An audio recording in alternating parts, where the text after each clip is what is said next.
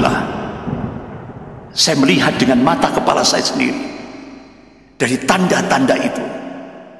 Insya Allah apa yang dikabarkan oleh Rasulullah hak. Masalah Palestina tidak akan dapat diselesaikan dengan jalur perdamaian, sebab Allah Subhanahu wa ta'ala telah menetapkan selain itu, yaitu dengan jihad wal qital. Ini ketetapan Allah dan Rasulnya. Bismillahirrahmanirrahim. Rindu surga.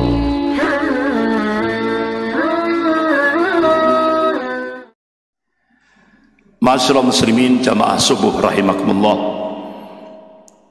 Ada doa yang terus kita mohonkan kepada Allah setiap hari ketika kita sholat pada saat tahiyat akhir. Selesai baca sholawat kepada Nabi, kita disunahkan berdoa, Allahumma inni a'udzubika min adzabi jahannam wa min adzabil qabri wa min fitnatil mahya wal mamat wa min syarri fitnatil masyihid dajjal. Aku berlindung kepada Engkau ya Allah dari azab jahannam. Aku berlindung kepada Engkau ya Allah dari azab kubur. Aku berlindung kepada Engkau ya Allah dari fitnah pada saat kami hidup dan pada saat kami mati. Dan aku berlindung kepada Engkau ya Allah dari fitnah al-masihid dajjal. Jadi fitnah al-masihid dajjal ini dahsyat sekali. Rasulullah sallallahu alaihi wasallam mengabarkan dalam kitab Sahih Muslim bab Al-Fitan wa Asyratus Sa'ah,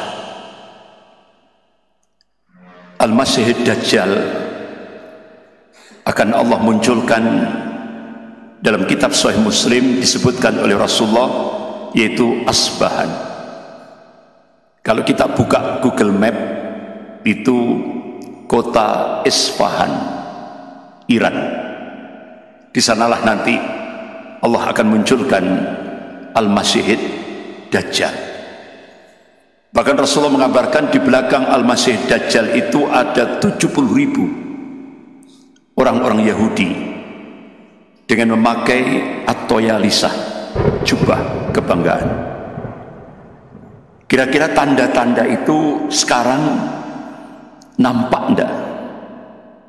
Karena satu sisi kita diingatkan oleh Allah Subhanahu wa ta'ala dalam surah An-Najm ayat 3-4, A'udzubillahi minasyaitonir rajim, wa may yantiqu 'anil hawa in huwa illa wahyun yuha.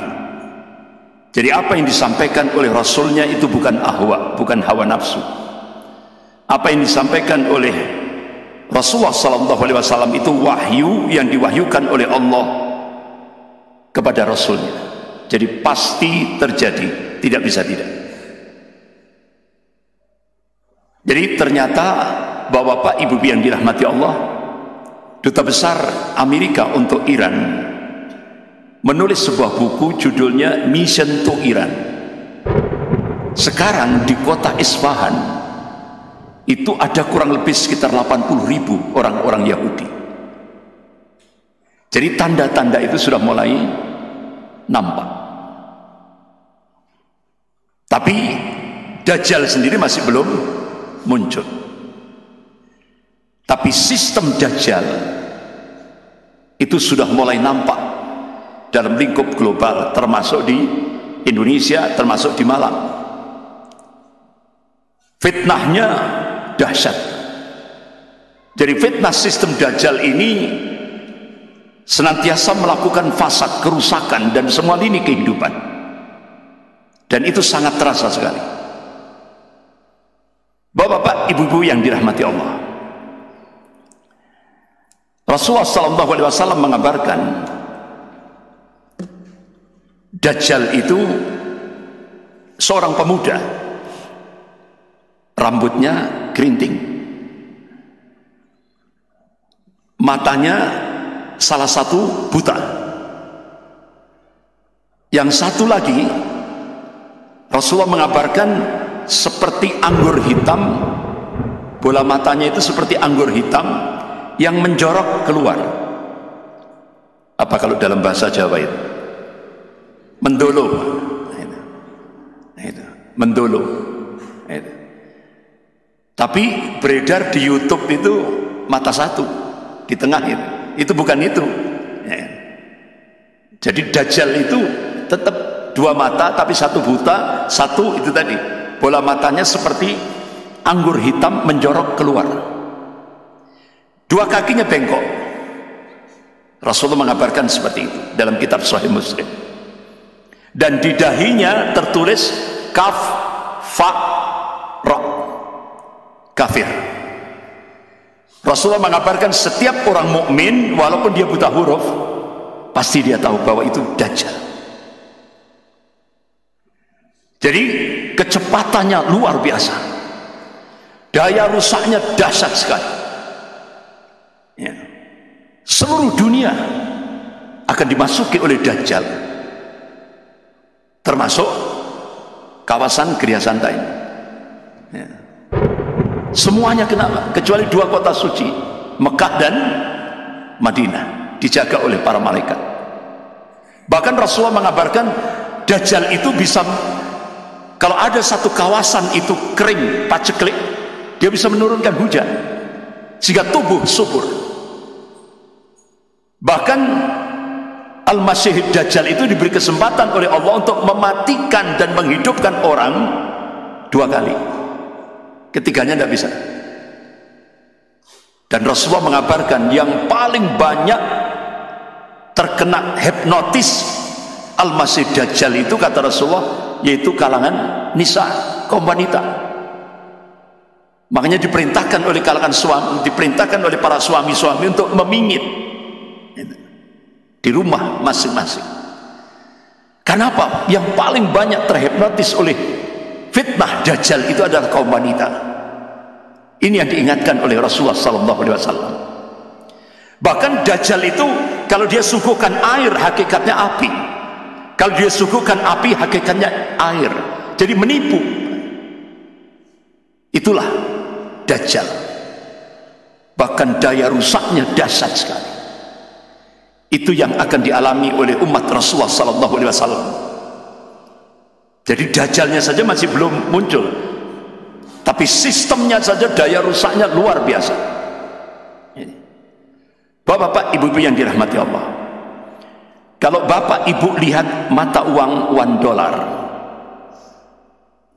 di situ tertulis sebuah misi besar, visi misi besar.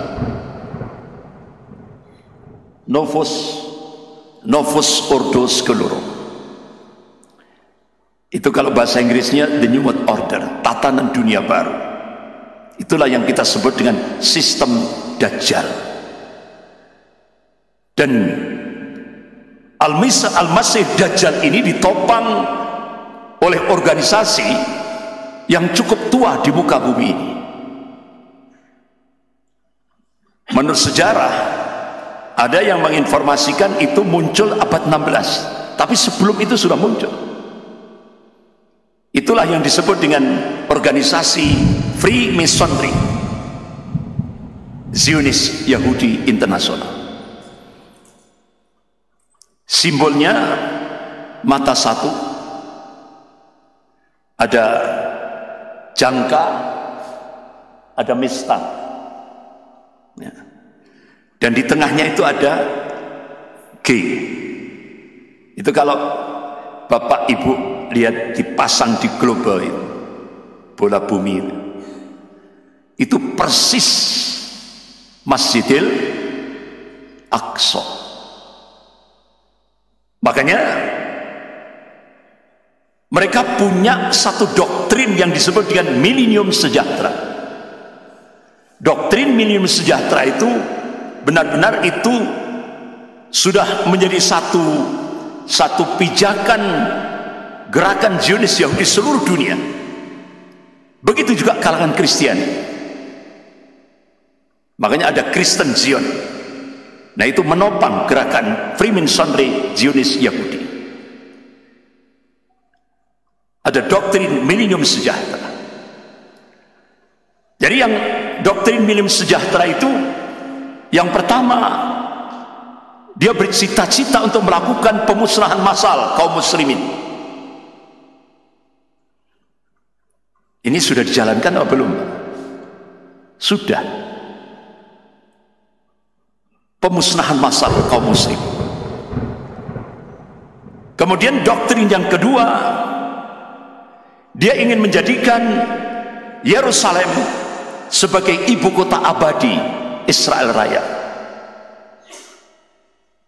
Dan yang ketiga, dia ingin menghancurkan Masjidil Aqsa, diganti dengan Bait Suci Salomo, atau yang sering kita kenal dengan Haikal Sulaiman. Dan ini, doktrin ini benar-benar sudah menghegemoni seluruh kalangan Kristiani dan Yahudi internasional. Ini yang harus kita ketahui bersama. Makanya sampai hari ini, di penghujung bulan Ramadan, kaum muslimin ketika saat-saat sholat, ketika saat-saat menghidupkan, bahkan yaitu ibadah sunnah iktikaf di Masjidil Aqsa, diserbu oleh tentara-tentara Israel. Kalau tidak salah sampai tadi malam sudah 24 yang syahid, insya Allah 24 yang gugur sebagai syuhada. Berapa? 64 sampai tadi malam yang mati syahid. Hampir 700 lebih yang luka-luka. Ini. Dan memang ini yang diinginkan oleh Allah Subhanahu wa taala. Wa yattakhidha minkum syuhada. Dan Allah ingin menjadikan sebagian mukmin gugur sebagai syuhada pada fase keempat. Ini yang diinginkan oleh Allah Subhanahu wa taala. Bukan itu sebuah kekalahan, tapi itu sebuah kemenangan bagi kaum muslimin lingkup global. Bapak-bapak, ibu-ibu, saudara-saudara yang dirahmati Allah. Oleh karena itu Allah Subhanahu wa taala dan Rasulnya menegaskan bagaimana masa depan Palestina. Jadi 4 poin ini saya ambilkan dari ayat-ayat Al-Quran dan hadis-hadis yang sahih. 4 poin ini kesimpulan tentang bagaimana masa depan Palestina. Yang pertama, permasalahan Palestina dengan Yahudi bukanlah permasalahan tanah atau batas politik semata. Namun permasalahan Palestina dengan Yahudi adalah permasalahan akidah dan din. Ini yang harus jadi frame mindset kita. Jadi kalau sudah muncul isu Palestina, bukan masalah tanah, bukan masalah politik, tapi ini masalah akidah dan din. Ini yang dikabarkan oleh Allah dan Rasul. Ini yang harus jadi mindset kita, cara pandang kita. Yang kedua, Allah Subhanahu wa taala dan Rasulnya menegaskan dalam ayat-ayat Al-Quran dan hadis-hadis yang sahih. Jadi peperangan di Palestina kelak akan menjadi peperangan Islami. Jadi ladang jihad internasional berpusat di Biladis Syam, bukan di Indonesia, di Biladis Syam. Dan ini adalah sesuatu yang pasti terjadi, tidak bisa tidak. Dan bangsa Yahudi saat ini sedang membangun kuburan mereka sendiri. Yang ketiga, masalah Palestina tidak akan dapat diselesaikan dengan jalur perdamaian, sebab Allah Subhanahu wa taala telah menetapkan selain itu, yaitu dengan jihad wal qital. Ini ketetapan Allah dan Rasulnya. Makanya berbagai ketika sebagian kaum muslimin mengandalkan jalur perdamaian lewat PBB, berapa banyak resolusi PBB yang dilanggar oleh Israel. Makanya kembali kepada apa yang sudah ditetapkan oleh Allah dan Rasulnya. Masalah Palestina hanya satu solusinya, jihad dan qital. Ini ketetapan Allah dan Rasulnya.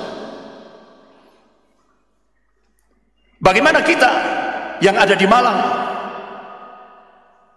Apa yang bisa kita perbuat? Rasulullah mengingatkan, qala Rasulullah sallallahu alaihi wasallam, man jahada ghaziyan fi sabilillah faqad ghaza. Barang siapa membantu orang yang berjihad di jalan Allah, maka dia terhitung ikut berjihad di jalan Allah. Walaupun kita cuma mensupport 10.000 rupiah, tapi karena lillah, insya Allah kita dihitung di sisi Allah seperti kaum muslimin yang ada di lapangan yang jihad di Palestina. Yang keempat, siapa yang akan menguasai dan membebaskan Palestina dan bumi Islam lainnya? Allah subhanahu wa ta'ala dan Rasulnya mengabarkan, mereka itulah At-Ta'ifah Al-Mansurah, kelompok yang akan ditolong oleh Allah subhanahu wa ta'ala. At-Ta'ifah Al-Mansurah. Di mana mereka dimunculkan oleh Allah? Rasulullah mengabarkan, qala Rasulullah sallallahu alaihi wasallam bi Baitil Maqdis wa akna fi Baitil Maqdis. Ini hadis sahih rawahu Ahmad. Jadi di Baitul Maqdis dan di sekitar Baitul Maqdis. Bapak-bapak, ibu-ibu yang dirahmati Allah, inilah yang dikabarkan oleh Rasulullah. Qala Rasulullah sallallahu alaihi wasallam, la tazallu ta'ifatun min ummati 'alal haqq dhahirina la'aduwwihim qahirina la yadurhum man khalafahum illa ma asabahum minal a'war hatta ya'tiyahum amrullah wa hum kadzalik. Qalu ya Rasulullah wa aina hum? Qala bi Baitil Maqdis wa aqla bi Baitil Maqdis. Hadis sahih rawahu Ahmad. Jadi sekelompok umat Rasulullah akan terus dieksiskan oleh Allah di atas al-haq, kebenaran. Dan mereka akan mengalahkan musuh-musuh mereka. Dan mereka tidak merasa terganggu oleh orang-orang yang menyelisih mereka, menghambat mereka, menentang mereka, kecuali sedikit mihnah, ujian, cobaan, tribulasi kehidupan. Hatta ya'tiyahum amrullah wa hum kadzalik.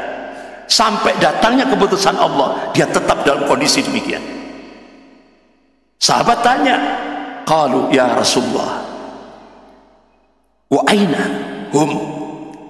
Ya Rasulullah, di mana keberadaan mereka, posisi mereka? Rasulullah memberikan jawaban, qala bi Baitil Maqdis wa akna fi Baitil Maqdis. Jadi disinilah tempat keberadaan Baitul At-Ta'ifah Al-Mansurah. Bapak-bapak, ibu-ibu yang dirahmati Allah, memang secara global Rasulullah mengabarkan di Bilad Syam. Bilad Syam itu kan ada 4 kawasan. Kalau dulu jadi 1, sekarang jadi 4 pasca perjanjian Sykes-Picot antara Prancis dan Inggris, bagi-bagi daerah jajahan. Jadi sekarang dibagi 4, Yordan, Palestina, kemudian Suriah, Lebanon. Nah, ketika saya mencoba ke Yordan, saya mencoba mengamati di Yordan, tidak ada tanda-tanda itu. Begitu juga saya mencoba hampir 1,5 bulan di Suriah, tidak ada tanda-tanda itu. Apalagi Lebanon. Begitu saya berangkat ba'dal subuh dari Yordan, sampai Baitul Maqdis jam 2 siang. Alhamdulillah, saya melihat dengan mata kepala saya sendiri dari tanda-tanda itu. Insya Allah apa yang dikabarkan oleh Rasulullah hak. Bapak-bapak, ibu-ibu yang dirahmati Allah, jadi Allah Subhanahu wa ta'ala sudah memberikan kabar ada masanya, the end of Zionist Empire, ada masanya tamatnya Imperium Zionis Yahudi Internasional. Sebagaimana Rasulullah mengabarkan, qala Rasulullah sallallahu alaihi wasallam, la taqum sa'ah hatta tuqatil muslimun al-yahud. Tidak akan terjadi kiamat hingga kaum muslimin memerangi Yahudi, kata Rasulullah. Kalau sekarang Yahudi memerangi umat Islam, tapi nanti ada masanya di mana umat Islam akan memerangi Yahudi. Sampai-sampai kata Rasulullah, di mana batu di belakangnya ada orang Yahudi, biidznillah, atas izin Allah, batu itu nanti bisa berbicara dan memanggil, ya Muslim, ya Abdullah, di belakangku ada orang Yahudi, faqtulhu, bunuhlah. Ini hadis sahih riwayat Bukhari wa Muslim. Jadi itulah yang disebut oleh ulama-ulama ahlu sunnah yaumil ghadab, hari kemurkaan Allah pada bangsa Yahudi, akan dihancurkan sehancur-hancurnya. Ini pasti terjadi, tidak bisa tidak. Allah ingatkan dalam surah Al-Isra ayat 7, a'udzubillahi minasyaitonir rajim, fa idza jaa wa'dul akhirah, apabila datang hukuman Allah yang terakhir bagi bangsa Yahudi. Kalangan mufassir, ahli tafsir, saat itulah Allah akan munculkan at-taifah al-mansur liyasu'u wujuhakum, sehingga membuat muram wajah-wajah Yahudi itu, sok ketakutan ketika Allah munculkan at-taifah al-mansurah. Waliyadkhulul masjid, ini kabar langsung dari Allah.